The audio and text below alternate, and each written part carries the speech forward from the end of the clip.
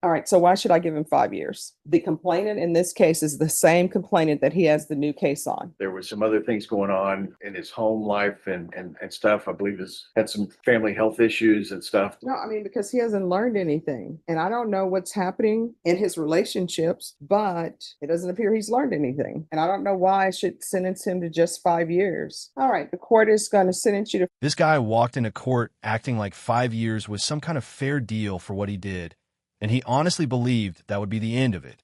What he conveniently left out was that this wasn't even his only assault case. He has a second case involving the exact same victim. Yet somehow he thought both cases should just be combined, like a buy one get one offer in a criminal courtroom. Once Judge Boyd starts digging into the details, you can feel the energy in the room completely change because this isn't just a one-time mistake or a bad day. This man shows a clear pattern. It's hard to understand how someone can nearly destroy the person they claim to love at Wissy and still walk in with that level of confidence. Let me know in the comments what you think. Is 5 years ever enough for repeated violence? Or does this guy deserve the absolute maximum sentence? Let's get into it. Calling 2025 CR 01152. Could I have parties announce? Your Honor, there's also the MTR. Yeah, I'm going to take this up first. Can we do the MTR first? Why are we doing the MTR first? Uh, And are you Mr. Geary? Yes, ma'am. Counsel, you received all discovery? Yes, I have. Did you review it with your client? Yes, I have. Court will find that the state is in compliance with discovery. By entering into a plea, you're giving up those rights. Did you intend to give up those rights and enter into a plea today? Yes, ma'am. Court will find that defendant has knowingly and voluntarily waived indictment, freedom of information, and rights under Article 1.051. By information, you're charged with assault family household member with a previous conviction. That's a third-degree felony. Range of punishment is anywhere from 2 to 10 years in prison and up to a $10,000 fine. If you have a plea with the state, the court does not have to follow your plea. According to the plea, punishment is to be assessed at 5 years in the prison. There's a $1,500 fine. Did you understand that to be the plea? Yes, ma'am. State? There is, with the exception of, I had put restitution, should there be any, I know that he would be entitled to restitution here.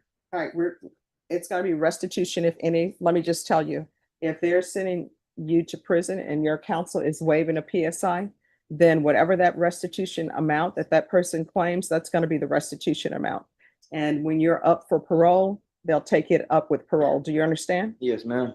All right, restitution, if any, to Anessa Nicole Guerra. Did you understand with an affirmative finding of family violence, you're not allowed to own or possess any weapons or ammunition? Yes, ma'am. Did you understand with an affirmative finding of family violence, you're not allowed to be designated primary custodial parent? Yes, ma'am.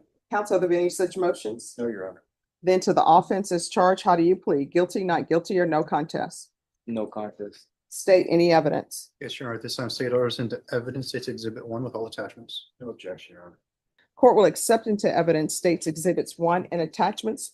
The court has reviewed the same. The court will find there is sufficient evidence to find you guilty. The court will find you guilty. Are you proceeding with sentencing? Yes, Your Honor. Anything you wish to say on behalf of your client? Your Honor, it was kind of a tough decision for Mr. Geary to come to, but he thinks it's in his best interest, and he would ask the court to go along with the plea bargain that it's taken us quite some time to negotiate, but I think he wants to get this behind him.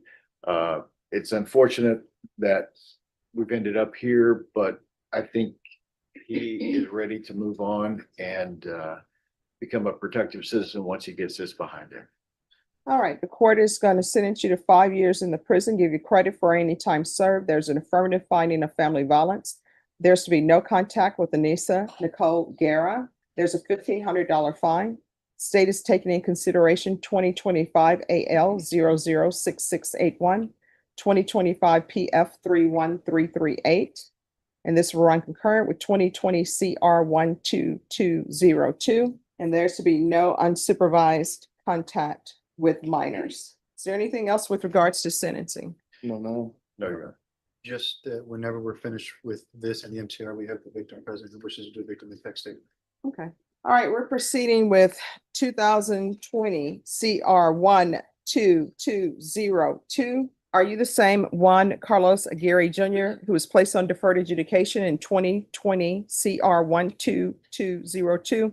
Here. for the offense of assault, family choking, strangulation on March 3rd, 2021 for a period of 3 years. Is that you? Yes, ma'am. All right, state. Yes, Your Honor, violation of condition number 15, on or about the 12th day of May 2021 in Bear County, Texas, the defendant, Juan Carlos Aguirre Jr., did then and there fail to attend, comply with all rules, regulations, instructions, and financial agreements as directed by the court and or supervision officer and or the head of or authorized personnel of the following counseling education program, state accredited battering intervention and prevention program in violation of condition number 15. How do you plead to that? True or not true? State will waive the remaining violations, Your Honor. Any objection? No objection. Did you understand by pleading true to violation of condition number 15, the court could find it true, grant the motion, find you guilty, and sentence you up to 10 years in the prison and up to a $10,000 fine? Yes, ma'am. Knowing that, do you still wish to plead true to violation of condition 15? Yes, ma'am. Court will find violation of condition 15 true. Is there a proposed agreement? There is, Your Honor. That is to revoke the defendant's probation, adjudicate him guilty, and sentence him to 5 years TDC. All right, so why should I give him 5 years? Because the complainant in this case is the same complainant that he has the new case on. And so why should I do this? Judge, if we're speaking about this probation, this deferred adjudication, Mr. Geary was doing the things he was supposed to be doing at the time. He was enrolled in BIP. In fact, if you look at the records, I believe he did all but 4 classes of the BIP. But because of other circumstances, the MTR was filed on him, and he did not complete it. There was some other things going on in his home life and stuff. I believe had some family health issues and stuff, but he was doing the things he was supposed to be doing. He just didn't complete it because of the circumstances. So that makes him not a good candidate for probation. But I don't think to punish him in excess for something that's occurred after this probation expired is fundamentally fair on the original deferred. No, I mean, because he hasn't learned anything. And I don't know what's happening in his relationships, but it doesn't appear he's learned anything. And I don't know why I should sentence him to just 5 years when he's been sentenced on assault family household member with a previous conviction, which means there's a previous conviction, and it's against the same complainant that he's on probation for. State, why should I give him 5 years? It just seemed that in the best interest, considering, yes, it's the same victim, but for efficiency of judicial purposes for both cases to run concurrently together. All right, this is what the court is going to do. The court is finding 15 true. The court is going to grant the motion, find you guilty, revoke, sentence you to $1,000 fine, time and money run concurrent. There's an affirmative finding of family violence. This will run concurrent with 2025 CR 011524. There's to be no contact with Anissa Guerra.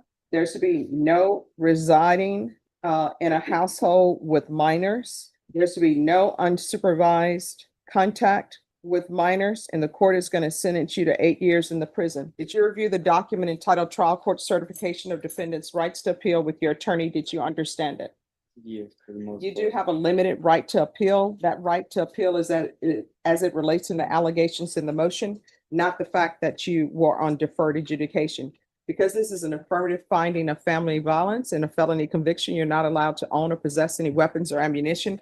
If you have a question over what a weapon or ammunition is, you'll need to speak to an attorney. Do you understand? Yes, ma'am. All right, you're gonna have to start making better decisions. Otherwise, you're gonna find yourself in and out of somebody's prison. You understand? Yes, ma'am. And your relationship with her is over. Oh, You yes, understand? ma'am. All right, good luck to you.